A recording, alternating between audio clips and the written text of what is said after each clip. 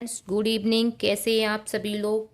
कम समय में अच्छी तैयारी के लिए आइए जुड़ जाइए आपके अपने यूट्यूब चैनल अमाजू क्लासेस से। चलिए आज की हम अपनी क्लास शुरू करते हैं। हमारी क्लास का आज टॉपिक रहने वाला है माइक्रोबायोलॉजी से। हमारा टॉपिक होगा वायरस। वायरस जो एक लैटिन भाषा का शब्द है जिसका अर्थ होता है वेनम और पॉइजन।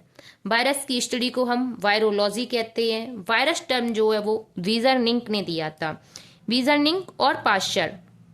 पाश्चर ओल्ड एनसीईआरटी में देखेंगे तो आपको पाश्चर मिलेगा और न्यू एनसीईआरटी अगर देखेंगे तो आपको वीजरनिंक मिलेगा। एग्जाम में अगर ये क्वेश्चन आता है और ये दोनों ऑप्शन होंगे तो आप वीजरनिंक ही लगाएंगे।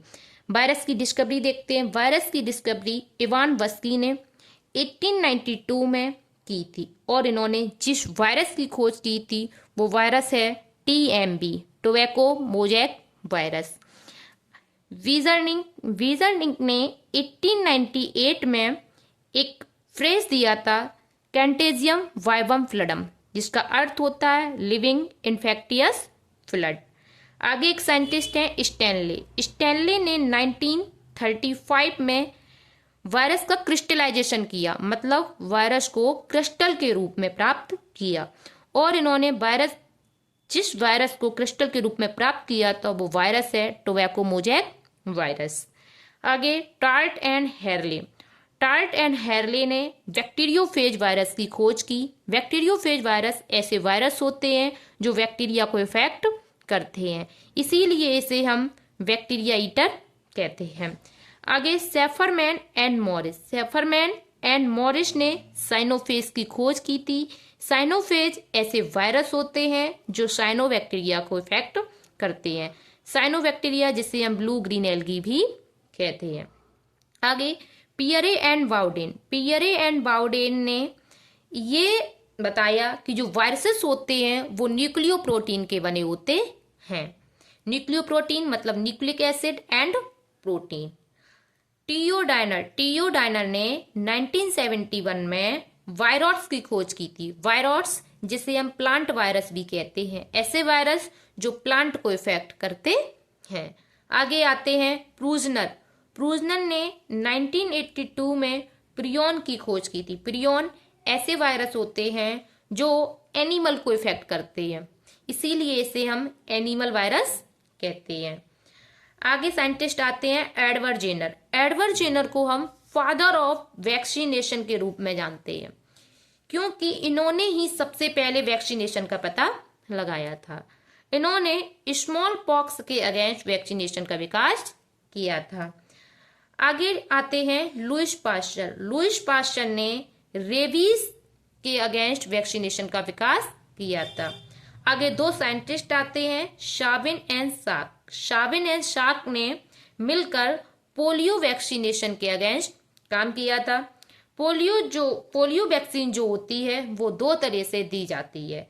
एक होती है OPV एंड दूसरी होगी IPV। OPV मतलब oral polio vaccination and IPV injected polio vaccination. OPV के बारे में शाविन ने बताया और IPV के बारे में शाक ने बताया।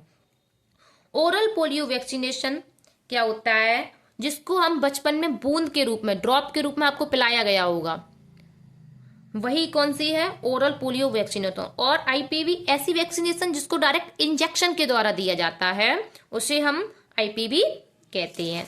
आगे दो साइंटिस्ट आते हैं आइजैक्स एंड लैंडमैन ने क्या किया था, इन्होंने इंटरफेरॉन्स की खोज की। इंटरफेरॉन्स जो एंटीवायरल ग्लूकोप्रोटीन्स के बने होते हैं। एंटीवायरल मतलब ये क्या करते हैं, ये वायरस के अगेंस्ट काम करते हैं। आगे की श्रृंखला में हम वायरस के कुछ कैरेक्टरिस्टिक फीचर देख लेते हैं। वायरसेस जो होते हैं वो नॉन सेलुलर और एसेलुलर होते हैं, मतलब वायरस जो होंगे वो सेल से बने हुए नहीं होंगे, इसीलिए इनको हम सेल थ्योरी का एक्सेप्शन मानते हैं। वायरसेस होंगे उनको ऑब्लिगेट इंट्रासेलुलर पैरासाइट कहा जाता है, मतलब इनको अपना जीवन चलाने के लिए होस्ट सेल की जरूरत पड़ती है, इसीलिए इसको हम connective link between living and non living कहते हैं।